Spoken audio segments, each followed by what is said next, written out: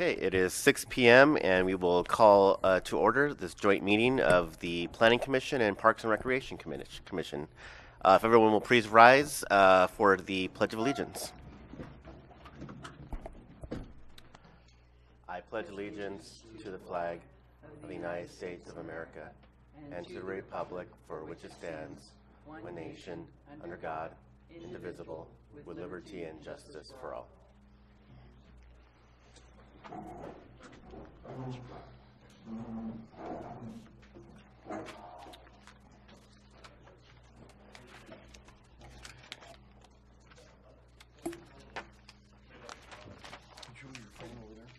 Oh, that'd be me. That's mine.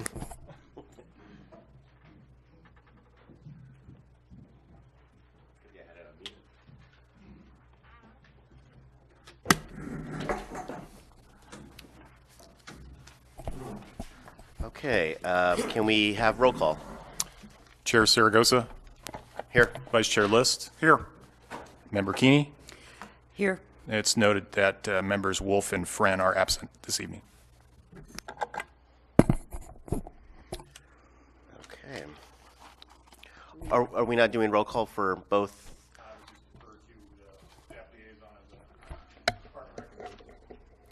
We'll take care of that at our second meeting. Matt, you can take note of everyone's present, I believe. Okay, going to move to item 3, adoption of agenda.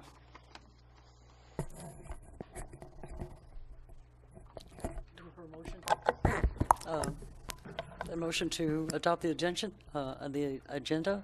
I'll second. All those in favor? Aye. Aye, okay. Item is any nays? All right, item adopted. We will now move to item 4, which is item 5.1, presentation by SCI Consulting Group regarding City of Placerville Park Impact Fees Nexus Study. And then I will now turn this over to staff. Mr. Yule. Thank you, Mr. Chairman. In conjunction with the proposed revised Parks and Recreation Facilities Master Plan, SCI Consulting Group has prepared 2 preliminary studies to establish the legal and policy basis for imposing new parkland dedication requirements and fees.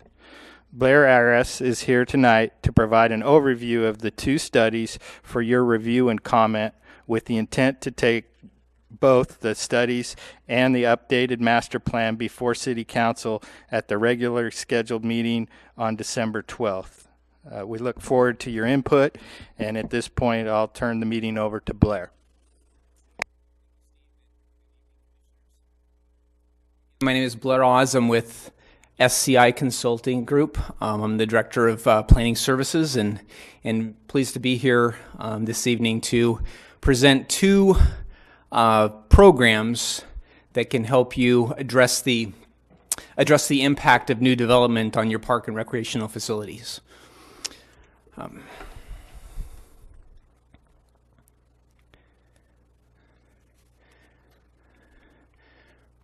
must have hit the jump to the end page. There we go.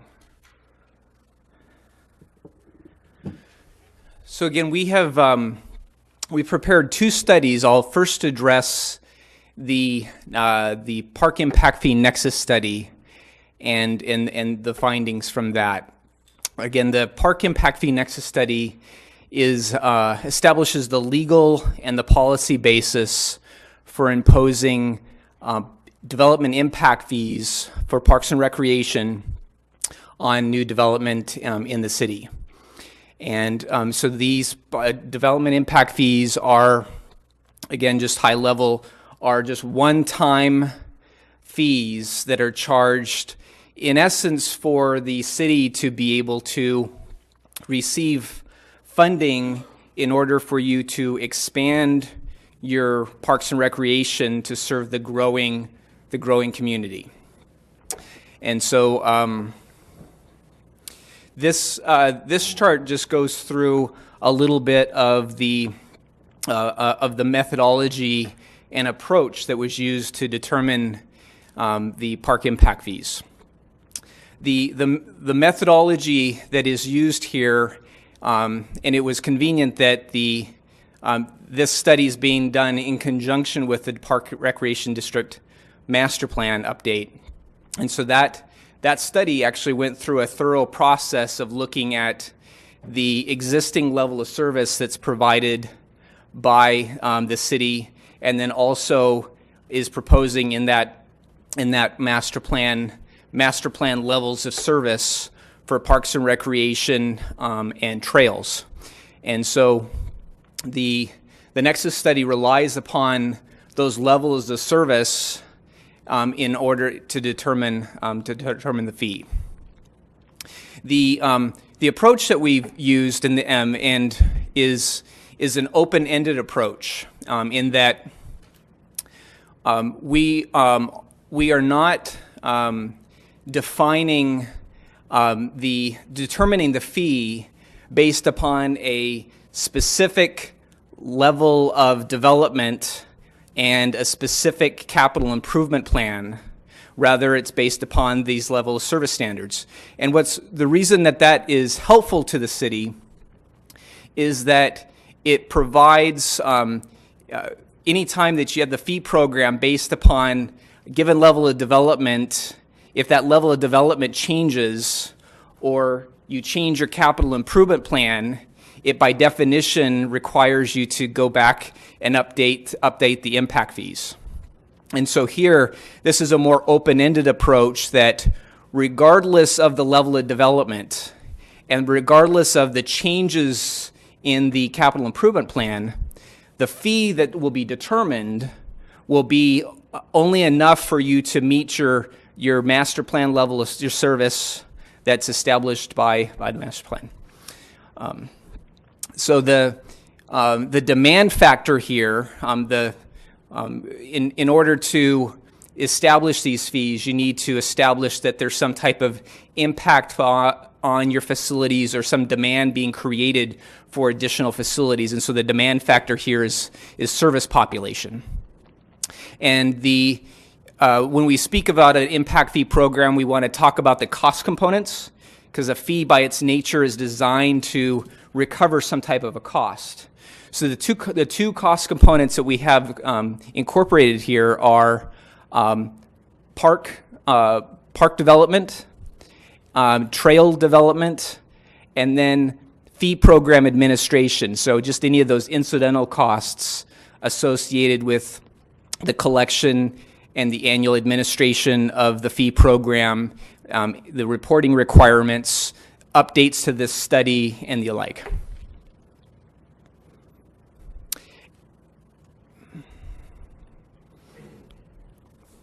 So this chart is the level of service standards that were used in the park impact fee program.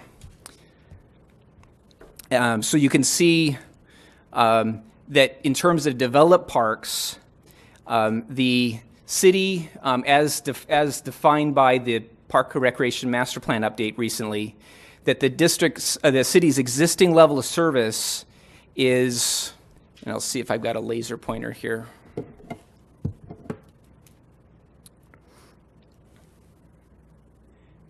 Nope. Oh, my battery must be dead. If you can see there in the third column of figures, the existing level of service, developed parks is 5.2 acres per 1,000 residents, and these level of service standards, which is common for parks, are expressed in the concept of acreage or mileage provided for every 1,000 residents. And so the master plan, based upon that existing level of service, the master plan set a standard of 5 acres per 1,000 residents, which is approximating what your existing level of service is, which is quite convenient. And that typically, that 5 acres per 1,000 residents is the desired goal for most cities and counties, park recreation districts throughout the state. And then you can see the second set of figures goes into the level of service standards for trails. And the master plan looked at two different types of trails. One, unpaved trails, and then paved bicycle paths. And based upon the existing mileage of trails that you have for those two categories, your existing level of service was 0.2 unpaved miles of trails and 0.35 paved bypass trails. And so that the master plan did that existing level of service analysis and then proposed that be your master plan, adopted master plan level of service is just to maintain your existing level of service. And so you can see in the last column titled Nexus Study, those are the levels of service that have been incorporated into the master plan.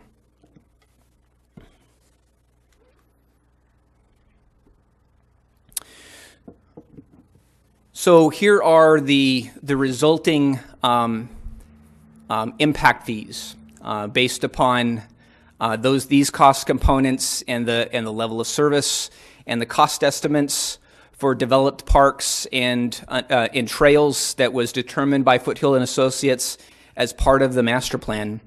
These are the resulting fees. Now, these fees are intended to be provided today as the maximum amount of fees that would be legally justified in the study. Certainly, the city, may adopt the fees at this level or at a level lower than those fees. The one caveat being that any lowering of the fees, it have to be done proportionately across the five land use categories. The reason that we have, and you can see down here at the bottom, the city's current fee is just one fee for all dwelling units within the city, and that's $1,320 per dwelling unit. So as you can see, it's a significant increase from your current level of fees. One of the reasons that we are proposing to make a change from 1 fee per dwelling unit to 5 is because the Mitigation Fee Act, which governs how these fees are to be determined, one of the requirements is the concept of proportionality, in that there is different demand from these different housing types, because we've established, looking at the census, that there's more or less people in a single-family home versus an apartment versus a mobile home. And because the demand factor is population, it's important to look at the different populations within these different types of housing. And so the law requires that type of a fee schedule, and so that's why we're proposing a fee schedule for these 5 categories. I wanted to make a particular note of the accessory dwelling unit. That category is intended to represent situations where you would have a single family lot development that might construct another smaller unit. Often it's termed a granny unit in the back of the property that is typically 500 square feet and is really intended for typically just one person. There isn't statistics that show what the average population of granny units in the city is. So we typically, in common practice, is to default to an assumption that there's at least one person, and by definition, that's true, that it'd be at least one person per accessory dwelling unit. So that's why you see that the fee for that category is significantly lower. Let's see.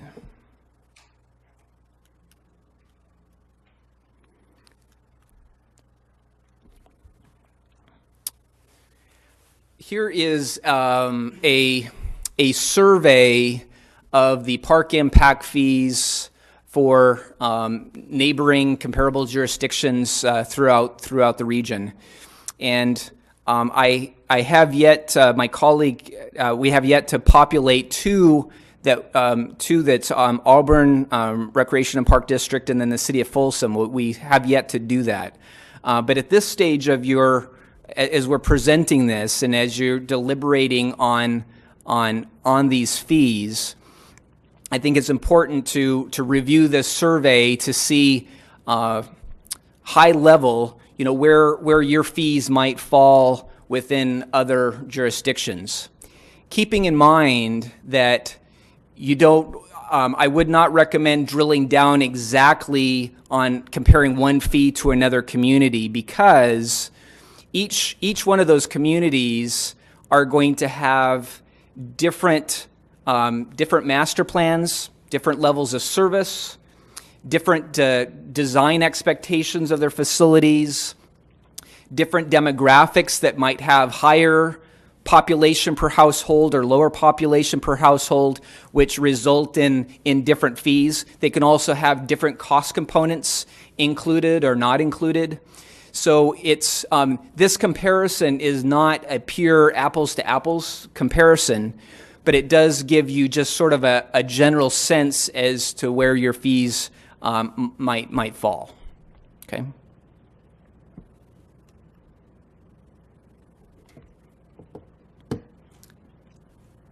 So as I talked about that one of the approaches that we used is that the approach is that it's an open-end determination of the fee, meaning that if it was a planned-based determination of the fee, you'd have a specific capital improvement plan and a specific level of development, and that would determine, as long as it wasn't greater than the existing level of service, that would determine what not only the fee level would be, but that would also determine how you can expend those fees. I mean, you would be locked into that specific capital improvement plan. And my experience with cities and county park and recreation districts is that capital improvement plan, even though you've went through the master planning process, you're still probably up in the air on some of those projects. And they're going to change year after year. This approach allows you to make those changes, and there's no need to change the underlying development impact fee. And this is an important chart that, as long as you are expending the proceeds that you collect on in a manner that's consistent with the first column, which is the allowable use of the fees, and you're not expending it on the prohibited use of the fees, then you're completely fine, and you can just make those changes as you go along to the capital improvement plan. So just to highlight what are the proper uses of the fees. So anytime that you're building you're developing a brand new park, that by its nature is expanding what I'll call in this context the capacity of the city's park and recreation facilities. You're expanding the acreage. That's 100% permissible use. You can 100% of these fees can go towards the development of the parks. If you have existing parks that are already developed, you can still use development impact fees, but you need to use those to develop any of those facilities that you're adding additional capacity. So if you're adding a ball field or adding a court or adding a shade structure or adding a play facility, that would be a permissible use. There's some instances where you might tear down a shade structure and put up a much larger shade structure with a larger canopy. To be consistent with this, you would probably charge only that portion that's of the larger capacity of the shade structure. You follow me? Because it's providing more capacity. So that the whole concept centers around that you're providing increased capacity somehow. And then just lastly, if you have constructed new parks or recreational facilities and you've incurred debt, you can pay that debt with park impact fees as long as what was funded with that debt was new parks. So and again, just conversely, what is prohibited use of these fees is anything related to existing deficiencies. So if you're replacing or repairing or rehabilitating some type of a facility, ADA compliance, or just tearing down a shade structure with the same size but just a new shade structure, that's not a prohibited use. Because under the law, in some respects, that's the responsibility of existing development. Existing development should be taking care of existing deficiencies. These fees are to be used to just expand the facilities.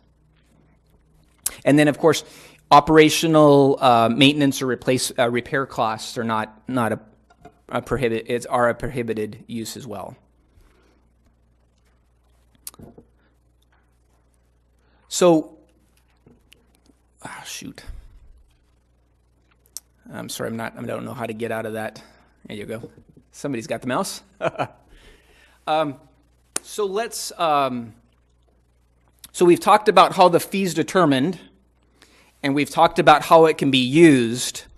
What I'd like to do now is to put some context to the overall capital improvement plan. If you can take me to this slide entitled Projected Fee Revenue. There we go. So we took, again, this is based upon the maximum justified level of developer fees. And we looked at the master plan had a 15-year time horizon and did an estimate of population growth through that 15-year period. And I reviewed it and concur with those findings that population growth should be within that 15-year period. About 1,721 new residents would be added to the city. And so based upon that, we would anticipate, again, only in current dollars, so certainly over that 15-year period, and we can talk about this, that we'll recommend that the fee be adjusted for inflation. But in current dollars, the anticipated revenue that could be generated is $5.8 million. So let's take that and then compare it to the capital improvement plan. Now, so the capital improvement plan, although the time horizon was a 15-year period, the capital improvement plan really looks at just the next 10 years, which is fine. And of that, there was $3.1 million of a laundry list of projects for various parks. What we did is we went through, and just based upon the description that's provided, and certainly we recognize that you probably want to drill down a little bit more. So let's think about this. This is an order of magnitude. But we identified of those projects that about $629,000 might be available to be funded by park impact fees, because those projects seem like from the description that they are somehow expanding the capacity of the district, right? The other $2.3 million are more for rehabilitation of existing facilities that need to be funded by other funding sources, and likely, your general fund or grants or something like that. We also, again, by the analysis that was done in the master plan, a 5-acre neighborhood park would be $2.8 million. So we put that on the list. And then, say if you were to provide a mile of trail expansion, that'd be about $700,000. And then with that left, you could fund about $1.6 million over that, that 15-year period on other projects, or maybe, funding another park or a smaller park. So hopefully that you find is helpful to you to just sort of see how you can use those proceeds and how it's going to impact your capital improvement plan.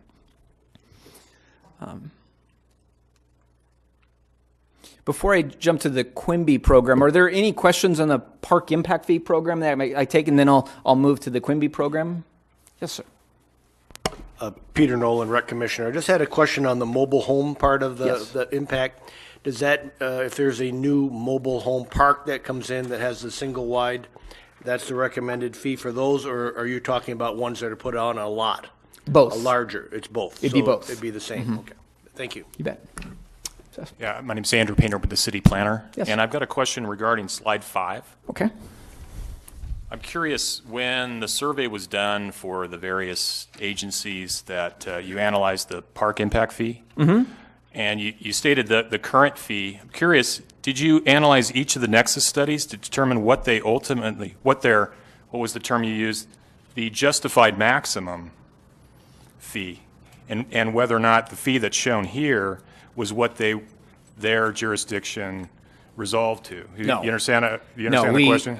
we don't Just took have the raw number? Okay. Yeah, we're just doing the raw number. I mean, yeah, that would take an exorbitant amount of time and effort. If you so desire, we can do that. But it's obtaining the, and again, there's just a multitude of factors that are at play in each fee program, and so it's difficult to gauge there.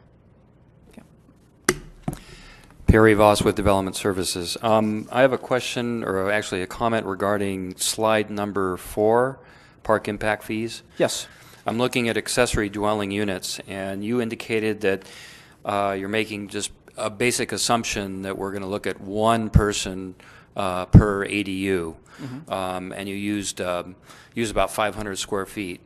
In our new ordinance, a accessory dwelling unit can be up to 1,200 square feet.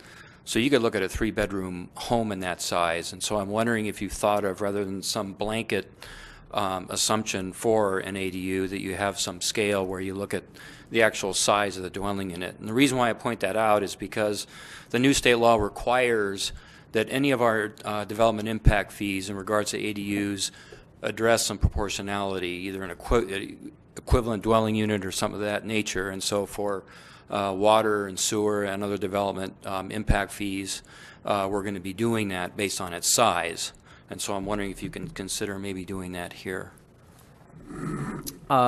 Yeah, I mean, we want to have a principled basis behind the determination of the fees. So the principled basis here is just that assumption of one person. And I think it would be pretty difficult to determine the population for typical these typical accessories.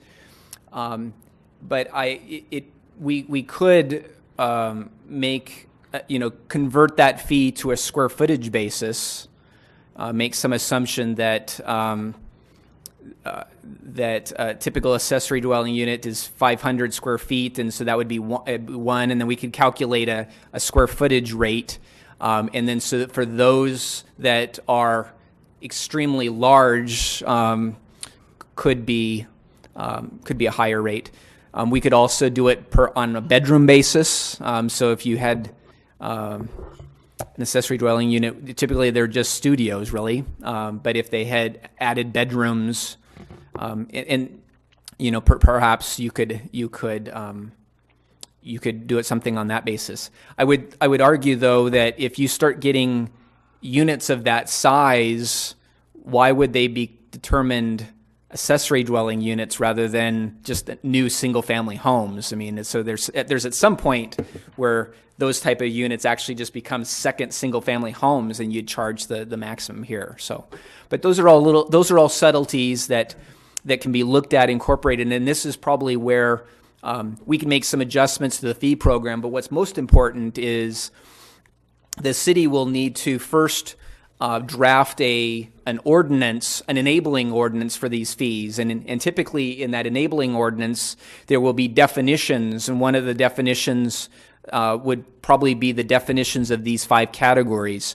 And that would be the case where you'd want to make sure that you clearly define that definition, and then make sure that the fee program is consistent with it. But yeah, that's all workable. So I see your point. Yes. On slide number 7, you indicate 1 mile of trail expansion at $700,000. Yet in the report, it says, it is the city's intention to maintain the existing level of service of trails, therefore no increase. You're asking us to collect $395.75 per capita for trails that aren't going to be built. My understanding of, and correct me if I've misread it, my understanding of the master plan was that it set a standard to maintain that level of service. And so when you add population, you're implicitly saying that you're going to need to expand and the level of service. This is what it says in the report. It is the city's intention to maintain the existing level of service of trails. No added trails.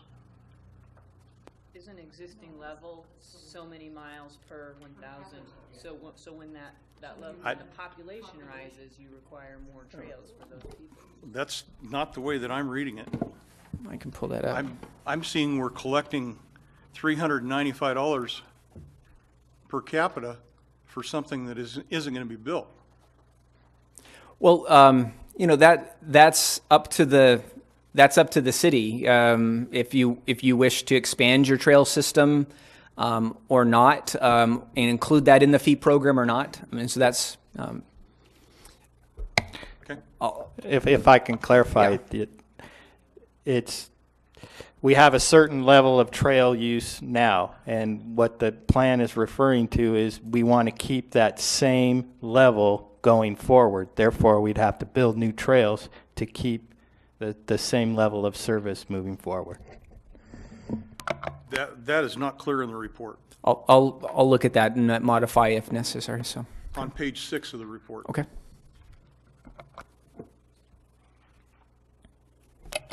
Yes.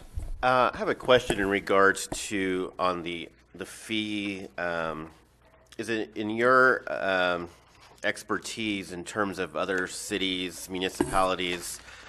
Do they frequently index these fees so that you don't have, as we're going to be facing, a 2008 to 2017 jump of an incredible sum of dollars per square foot, or is there do cities generally have like a 3-year look back to see, do the numbers still make sense so that you don't have a huge jump between, a 10-year period? Yeah, good question. And I can't necessarily speak to your fee, but I think your fee does not have an inflationary adjustment. So the last time that it was established was 2008. So this is a common occurrence where the fee is established and the ordinance doesn't specify an inflationary adjustment, so that fee is designed to recover some type of a cost, but the costs continue to escalate, but you have the same level of fee, and so it starts to be eroded. And so we certainly always recommend that the fee be adjusted for inflation, and that would be something that that can be built into your ordinance. That's and we can help the city with some different processes, and so that actually at least helps to keep it adjusted for inflation. What's commonly the practice is at about 5 years, you would do an update to this study. Now, this is a brand new study. Just sort of an update would be to update the factors that the cost factors, the population factors, and just to update the fee, and that sometimes is sort of a look back that you can. Sometimes the fee drops a little bit, sometimes it's a little bit higher than inflation, but that's where you would do that reset. I'm wondering if or if we could get the information on any of the cities that you listed in the impact fee survey, if any of those cities or municipalities have CPI indexing or any other type of. I'm familiar with pretty much all of these, and I can't think of one that doesn't. So I clearly would recommend it. That's just standard practice to adjust it for inflation. Thank you. Now, let me speak to this issue as well. this is a significant jump, and so that it's going to impact, local developers. So there are a number of options to bring forward this fee increase. And again, setting aside just the issue that you could just arbitrarily just adopt, and not arbitrarily, I mean, you can look at what you want to fund and perhaps drop it to a lower level. So that's certainly allowable. But in terms of the fee increase, you can look at any development applications and any maps that are currently pending, and you could make a decision to, exempt them from this fee increase, or you could include them. You could, some jurisdictions, the Sacramento County Park and Recreation District, 8 of those. I created all 8 of those fee programs in the height of the downturn in the housing market. And it was a brand new fee of $6,000 right off the bat. And so to not be a burden on new a significant hit to development within these jurisdictions, it was phased in over a 3-year period. And so you have flexibility to phase this in over a 2-year period, 3-year period, 5-year period, whatever suits you. You have great latitude to be able to do that, and we can make some recommendations there. So you have approximately a $7,000 increase, and so you could take a portion of that increase plus your current fee for the first year. It's next year. And so there's a number of options, and another option is just to levy the maximum fee day one and say this is, and new development is that they have had a good deal for many years, and so now this is actually the full price of what it takes to mitigate the impacts of development on your park and recreation facilities. So there's options there for you. And I think hopefully this chart here, I think, could allow you some context. You could say, well, what if we were to just do this, this, and this, and not do that later? We could come up with fees that are maybe lower. So I don't necessarily need to make any recommendations one way or the other. Just provide those options for you. Great. So. I did it again. Shoot. So when we, as a firm, we work with a lot of cities and park and recreation districts, helping them with funding for not only park and recreational facilities, but services as well. And we have found that there's what we recommend and what is commonly known as the 3-legged stool approach to mitigating the impacts of new development. So the first, and we're going to talk about, is the Quimby Program. And that Quimby Program, very simply, is the program that's going to allow you to expand your acres, your parkland acres, to serve the growing community. The Park Impact Fee Program then, so you really only have the expanded land, and now the Park Impact Fee Program develops the park and the recreational facilities on that land. So that's how the Quimby Program and the Park Impact Fee Program are really working together. The third leg of the stool, and this is not just to be complete, but not a subject for tonight, is that many cities, park and recreation districts, will look at future development and look at maybe like a large subdivision and look at the ad valorem taxes that are going to be generated by that subdivision, and then how much it's going to cost to provide services to that subdivision. And often you find that there's a shortfall, and that's a common problem that we hear for cities and park and recreation districts, is that it's easier to actually get the land for parks and to develop the parks, but it's the maintaining of the parks. And there's just not enough in the general fund to be able to provide enough. And so what often you can also do is to condition new development not only to pay these fees, these one-time fees, but to form a financing district, a landscape and lighting district, or a community facilities district, and you can calculate a number that represents the shortfall, a supplemental revenue that you would use to maintain those parks and then eventually repair and replace those parks, so that, and to meet that, the level of service, in this case the maintenance level of service provided that's desired by the city and that subdivision. And so those are the three-legged stools. I don't really have a more specific presentation on the operation and maintenance side, but I can answer those questions as necessary. But I wanted to go into that other leg of the stool called the Quimby Program. So let's see, am I on the right slide here? Let me go back here. So the Quimby Act is not technically it's not a development impact fee, so it's not subject to the nexus requirements of the Mitigation Fee Act. That's why it's not included in the nexus study. But again, it really just provides for land, and the way that and what the city would need to do is to adopt an enabling ordinance, or not commonly referred to as a Quimby ordinance. And the Quimby Act allows for the city to, if you have a subdivision that exceeds 50 dwelling units, that you can require them to just set aside within that subdivision land for a future park. If it's less than 50 acres, then that subdivision has the right to not provide land to the city, not dedicate land to the city for a park, but in exchange pay a fee in lieu of that dedication.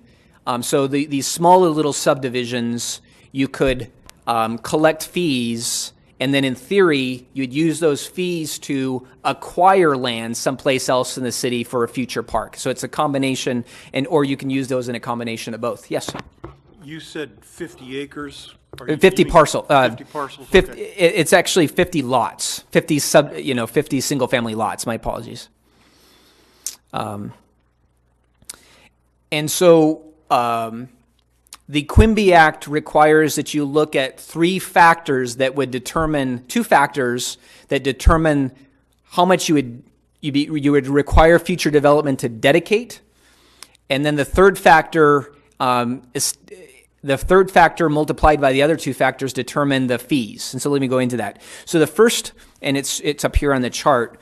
So the first factor is called the Quimby standard, and then that's you look at the ratio of developed neighborhood and community parks to population, and we've looked at that. That's part of the master plan, and that came out to be 5.12 acres per 1,000 residents. The Quimby Act says that if the maximum under the Quimby Act that you can charge is up to 5, and conveniently, that's what your master plan standard has been adopted as, just at even 5. The Quimby Act says the maximum is an even 5, and so that's very, very convenient.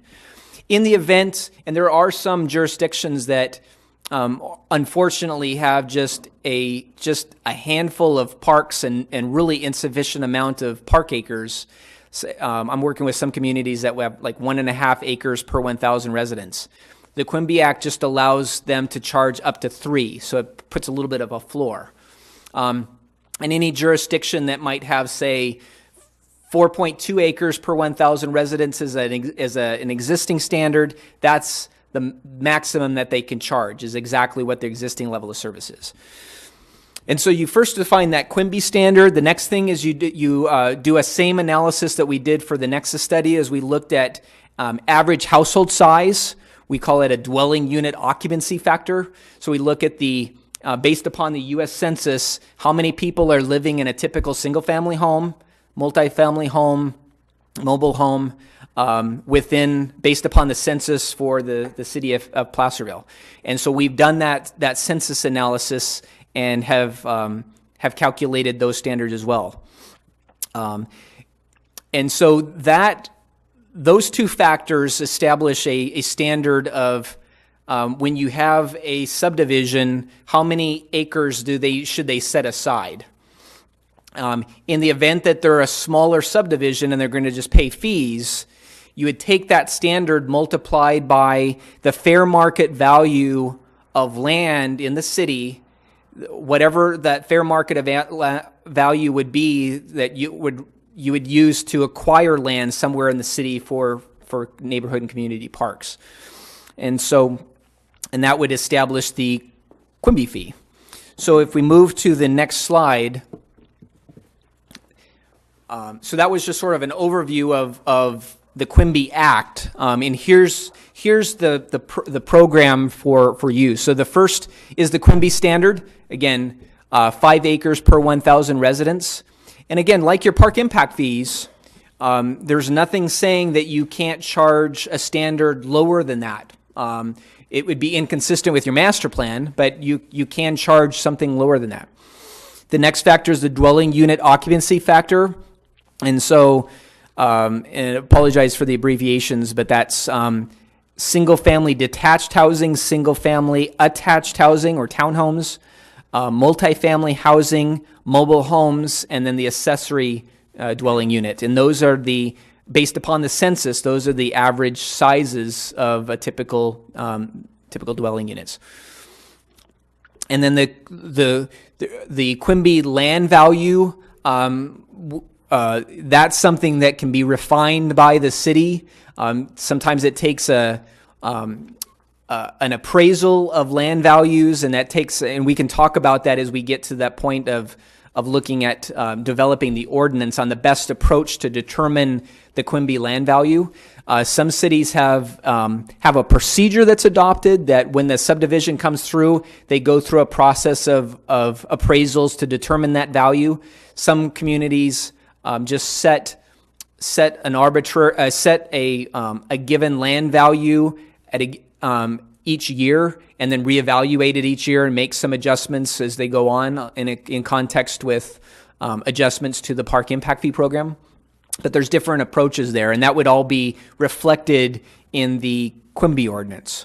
But just assuming that the land value was $100,000 per acre, well, you can see right there at the bottom, the first column of figures is the dedication requirement. And so so if you had a single-family detached housing development, you would take, it was 100, let's say 100 units, you'd multiply 100 times 533 land square feet, and that would give you the size of the land that they need to dedicate. And in the event that they weren't going to dedicate land and pay fees in lieu of dedication, that would be the fee per dwelling unit, or $1,270. And so again, just conceptually here, this revenue stream is just enough for you to either get land dedicated or for you to acquire land, and then the park impact fee program is going to develop those parks on that land. So that's how they work in conjunction with each other. Any questions on the Quimby program?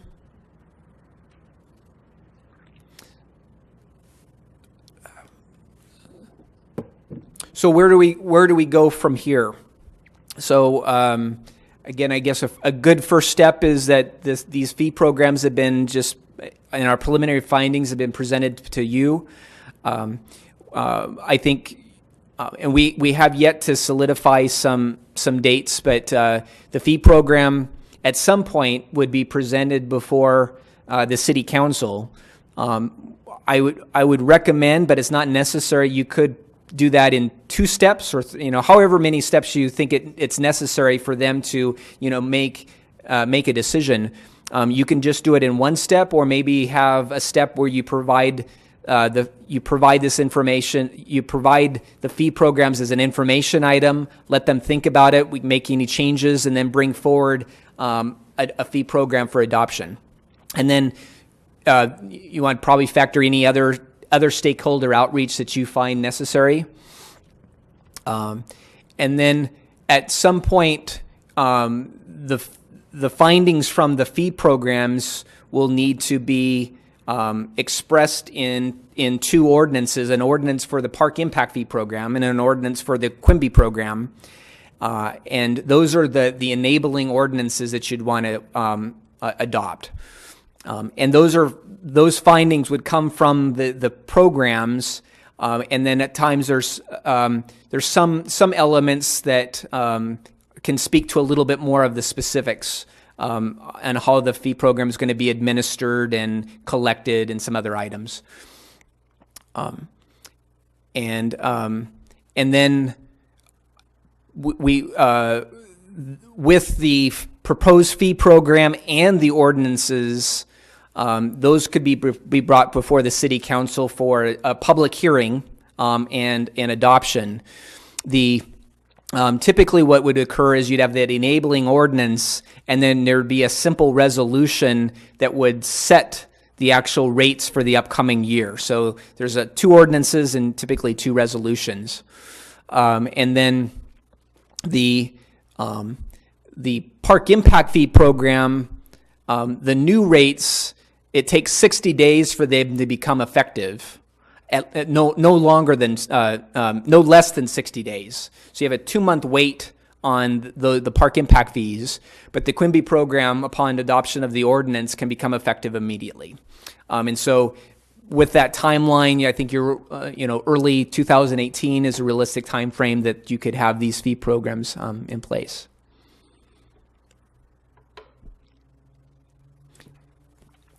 That concludes my presentation. I know that was a lot, but so I would, I think if I was to make any recommendations on next steps, which is the slide I just went through, I think, one question is just, are you comfortable with the level of fees that it's at? And I'm only bringing that up just because it's a significant increase, and my experience says that there might be some phasing in. But again, I'm not making that recommendation. Just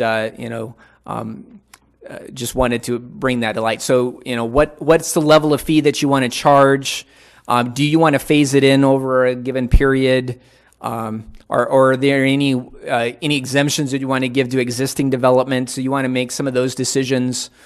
And then it probably would start work on the respective ordinances would be the next step, and finalize this timeline. I think would probably be some of the next steps. But yes. Any questions, comments? I have a question. Yes. Jerry Barton, Parks and Recreation Commission. I would be interested to know more, and maybe you can include this in the report in the executive summary on page, it's the first page. It refers to the council establishing the current park impact fee of $1,320 per new dwelling unit. What's the history behind that, and what inputs were used to set that fee at that time? I can work with the city if they have that. We'd be happy to. We have not reviewed that, so. I can just state this is our first nexus study So there for the city. Okay. Period. So there wouldn't be this, a study or robust analysis of determining that fee. So it's going to be hard to be able to drill out on that. Right. This is our first attempt. We could provide, if it was established in 2008, one barometer is you can look at an inflationary adjustment and see what the inflationary adjustment has been since 2008. I'm sure it's quite significant. Would it equal $8,000? I don't know, because it's a whole So it's hard to compare to, we don't have that information, which is not uncommon. Great. Jackie, no, Recreation and Parks Commission. I just wanted to, we had this discussion earlier and wanted to point out that we haven't had an increase because of the recession. So our numbers are way below what they should be. So even though they appear to be a fairly large jump, they're just getting us up to level with what they should be. Right. A question on the dwelling, per dwelling unit cost.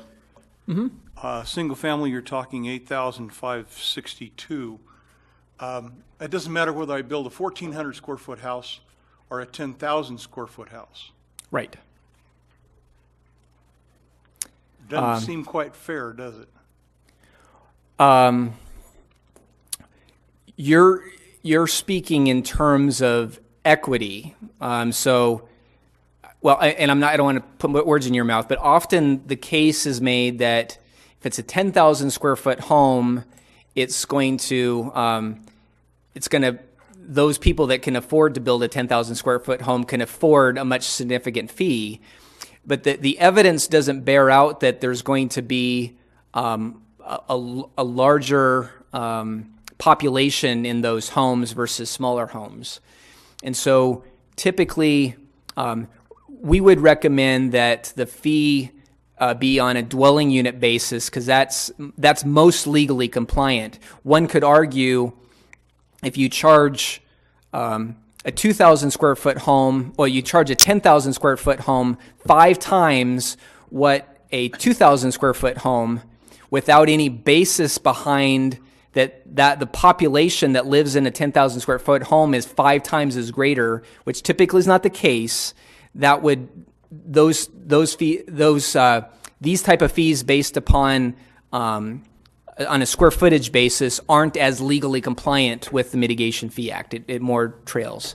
But I hear you, and I would state there are jurisdictions that, despite that, still opt to not be as legally compliant and opt to have a fee that's based upon square footage because it's important to them to have that equity. And I just wanted to be candid about, because one of my responsibilities is not only to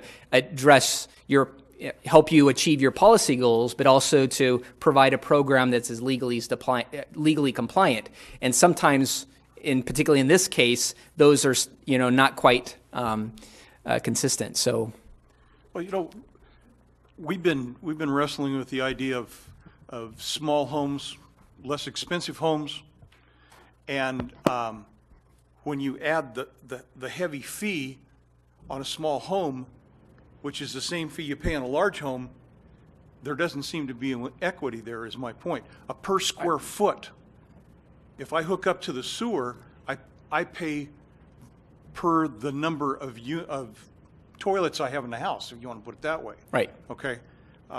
So I'm a little bit bothered by a flat fee. I don't disagree with you at all. I mean, it's a policy decision, and what we would do if there was consensus to adopt fees, square footage based fees, we would work with the county assessor's office and get the assessor's lien roll information for the county of the city of Placerville, and do an analysis. We'd look at, and hopefully these statistics are available, look at the average household size for single family detached home, attached home, multifamily home, makes those and incorporate those. You would still have a fee schedule. It'd be just different square footages for each one of those categories. That can be done. It would achieve the policy goal of providing more equity. If you assume that 10,000 square foot home builder can afford these fees more than a 2,000 home square foot builder, but again, it would be our opinion that the study wouldn't be as legally compliant with the nexus requirement of the proportionality requirement of Mitigation Fee Act. But and again, not to repeat myself, but there are jurisdictions that, in light of that, still choose the square footage fee.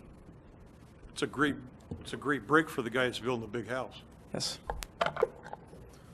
I'd just like to add I see where you're coming from, but legally this is to mitigate for impacts to the parks and the other facilities. So I think what you're getting at with the law is that a 10,000 square foot house has 2 people in it, but they're not going to go out and use the parks at a higher rate or have a bigger impact on our parks and trails than a 1,500 square foot house with 2 people in it who go out, it's, Right.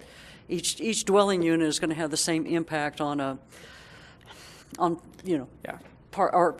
we do it on a per capita basis according to the study. So it's not the size of the house or how expensive it is. It's how many people are going to go out and make use of public services. And so I think I understand, what we're getting at with the square footage versus dwelling units.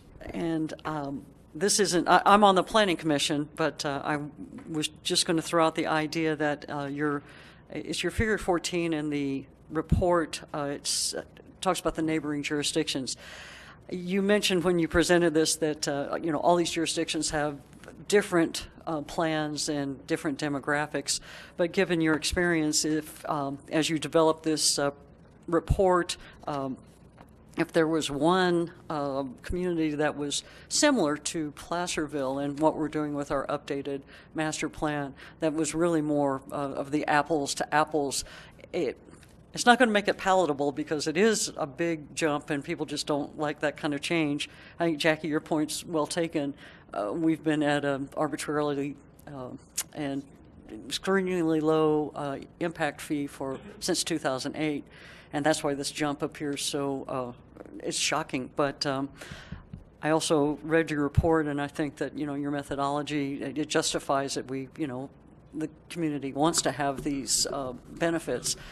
And so we have to find a way to pay for them. So, but if there was one community that we could point to say, well, it costs, and, you realize, when you see your list that we're at 1320 and we're way low compared to all these other surrounding jurisdictions, if there was one that was similar to what we're proposing to do with our master plan, that might help it explain it to the public a little bit easier. Okay. And based upon this list, what community do you find to be most comparable? Yeah. I was hoping you would know that. Yeah. Really, it would take a lot of research, but if there was, you've looked at our updated plan, and based on your staff's experience, if there was a community that was similar, it's a lot of these are communities. Let's see, Georgetown are down in the valley, but maybe if there was a more foothill community where the demographics are similar to Placerville, it might make sense. But like I said, this is not my report, and I certainly don't want to send you off, chasing something that's almost impossible to pin down. But just something, food for thought. Okay. Chairs no, and Saragossa, due to the lateness of the hour, we do have other meetings tonight for both commissions. And we haven't heard from the public yet, so maybe we can get to the public comment and then wrap this up. Absolutely. Thank you. Thank you. So we will now open up item 5.1 for any public comments. If you could make your way to the podium. I'm not sure this is the right public comment period. Is this for the Parks and Rec or for the planning meeting? This is for the planning session, the joint hearing. This is a joint meeting about this one item. We're about to split into separate commission and have those commission meetings. Okay, I thought there was a regular planning commission meeting with a general open comment. There will be right Okay. right after this. And that's why I'm waiting. Thank you. Yep. Anybody else on this item? Okay. So we'll bring it back then to the commissioners and to staff. Is there any other comments, questions? Okay, then what we'll do is we will adjourn this joint meeting of the Planning and Recreation and Parks and Recreation Committee. Thank you.